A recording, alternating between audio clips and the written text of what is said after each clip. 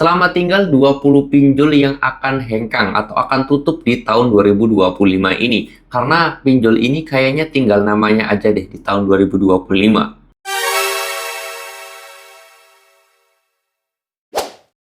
Assalamualaikum warahmatullahi wabarakatuh teman-teman semuanya. Pada kesempatan video kali ini saya ingin membahas tentang 20 pinjol yang sangat-sangat berpotensial sekali bangkrut di tahun 2025. Karena 20 pinjol ini mendapatkan TWP lebih dari 5%. Yang mana ini sudah di ujung tanduk beliau akan mendapatkan kebangkrutan atau pinjol-pinjol ini akan mendapatkan kebangkrutan. Dan di sini pun saya juga mencari informasi lebih detail dan juga lebih dalam, ternyata terkonfirmasi bahwa OJK sendiri memberikan informasi bahwa ada 20 pinjol lebih di kuartal 3 tahun 2024 mendapatkan TWP lebih dari 5%. Nah, di sini saya mau jelaskan ya buat teman-teman semuanya, mungkin ada juga yang belum paham apa sih itu TWP, apa sih fungsinya 5% dan yang lain sebagainya. Oke, jadi TWP itu kepanjangan ya, kepanjangan tingkat awan prestasi dari sebuah pinjol terhadap kreditnya, yaitu biasa dikenal dengan TWP 90, TWP 180, atau TWP 120. Nah, OJK sendiri menilai bahwasanya pinjol dikatakan bagus, pinjol dikatakan itu tidak aman, pinjol itu dikatakan aman, itu berdasarkan TWP-nya teman-teman ya.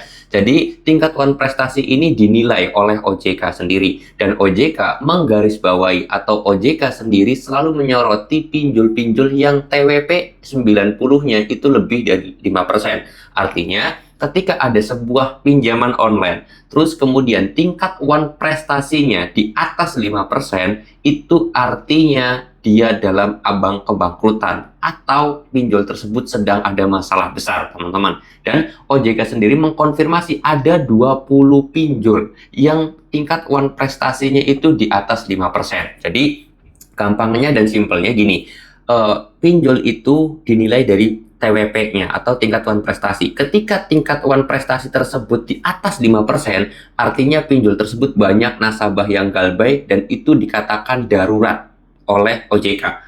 Bisa berpotensi besar dicabut izinnya karena nanti ketika TWP-nya itu sangat tinggi, pinjol tersebut berpotensial menjadi pinjol ilegal, teman-teman ya. Nah, kalau di bawah 5%, misalkan tingkat TWP-nya itu cuma 2%, 3%, atau 4%, itu OJK masih mengatakan pinjol tersebut aman dan tidak akan diselidiki lebih dalam lagi, tidak dilanjutkan penyelidikannya lagi, teman-teman ya. Kenapa kok berdasarkan tingkat awan prestasi, Bang, dinilai dari OJK ini? Karena semakin tinggi tingkat awan prestasi tersebut, maka pinjol tersebut dikatakan gagal. Gagalnya kenapa? Menjaga kredibilitas pinjolnya. Yang kedua, nasabah pinjol tersebut hanya sekedar main-main dalam memberikan pinjaman karena tidak meneliti terlebih dahulu nasabahnya. Terus kemudian pinjol tersebut dinilai gagal dalam memanage keuangan. Yang keempat juga banyak faktor sebenarnya kalau saya jelaskan tentang masalah tingkat awan prestasi ini. Intinya, kalau tingkat awan prestasinya itu lebih dari 5%, pinjol tersebut sudah diambang kebangkrutan. Tapi kalau tingkat awan prestasinya itu sedikit atau cuma 1%, 2%, 3%, itu bisa dikatakan pinjolnya masih aman. Nah,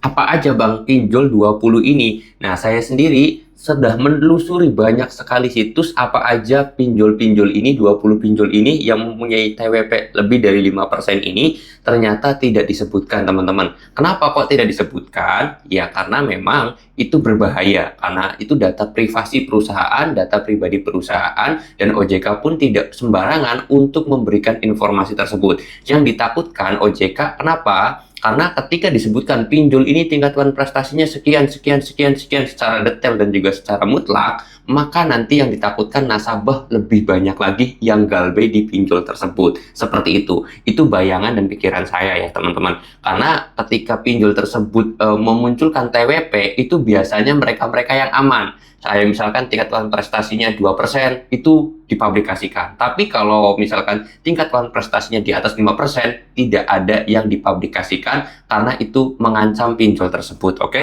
Ya, mana mau perusahaan itu mempublikasikan kejelekannya.